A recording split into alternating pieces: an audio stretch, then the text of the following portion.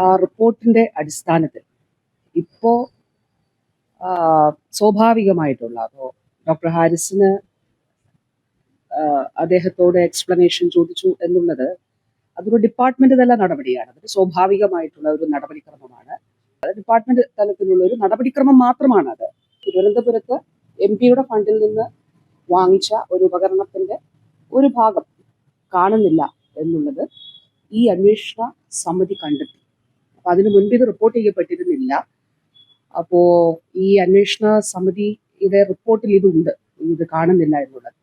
അപ്പോൾ അതൊരു പക്ഷേ നമ്മുടെ ഒരു അന്വേഷണത്തിൽ മാത്രം നിൽക്കുന്നതല്ല. അപ്പോൾ ഈ വിദഗ്ധ സമിതി മറ്റൊരു അന്വേഷണം കൂടി അതിന് സജസ്റ്റ് ചെയ്തു. അപ്പൊ അതിലൊരു ഡിപ്പാർട്ട്മെന്റ് തന്നെ അന്വേഷണം കൂടി നടത്തിയിട്ട് നമ്മുടെ പരിധിയിൽ, കാരണം അതൊരു കളവ് പോയി എന്നുള്ളതാണല്ലോ, അല്ലെങ്കിൽ അവിടെ കാണുന്നില്ല എന്നുള്ളതാണല്ലോ, അത് റിപ്പോർട്ട് ചെയ്യപ്പെട്ടിട്ടുണ്ടായിരുന്നില്ല. അപ്പോൾ ഈ സമിതിയുടെ അന്വേഷണത്തിലാണ്, സമിതി എല്ലാം അവിടെ പരിശോധിച്ചതിന്റെ അടിസ്ഥാനത്തിലാണ് കണ്ടെത്തിയിട്ടുള്ളത്. അപ്പൊ അതിന്റെ ഒരു ഡിപ്പാർട്ട്മെന്റ് തന്നെ അന്വേഷണം കൂടി നടത്തിയിട്ട് അതിന്റെ എന്താണ് അതിന്റെ റിപ്പോർട്ട് നോക്കിയിട്ട് അതിന്റെ ഫർദർ ആയിട്ടുള്ള നടപടികൾ സ്വീകരിക്കും. അപ്പൊ അങ്ങനെ ഉള്ള കാര്യങ്ങളെല്ലാം ഈ റിപ്പോർട്ടിന്റെ ഭാഗമായിട്ട് ഉണ്ട്.